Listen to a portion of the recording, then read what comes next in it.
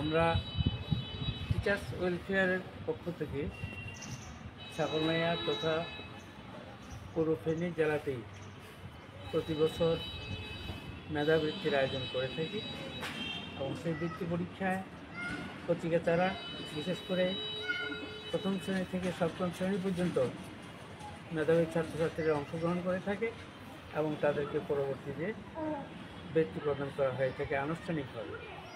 আমরা এবছরও যথাসময়ে সঠিকভাবে আরম্ভ করেছি। ছাগলনাইয়া গণপাঠাগার, ছাগলনাইয়া পাইলট সরকারি উচ্চ বিদ্যালয়ে এই কেন্দ্রে এই পরীক্ষা পরিচালনা করছে। এই পরীক্ষা পরিচালনা সুষ্ঠু এবং সুন্দরভাবে করার জন্য যথাসময়ে পরীক্ষা আরম্ভ হয়েছে এবং সঠিকভাবে সুন্দরভাবে পরীক্ষার কাজ যথাসময়ে শুরু হয়েছে, সুন্দরভাবে চলতেছে। আশা করি সেটা 2 ঘন্টার পরীক্ষা সুন্দরভাবে শেষ হয়ে যাবে।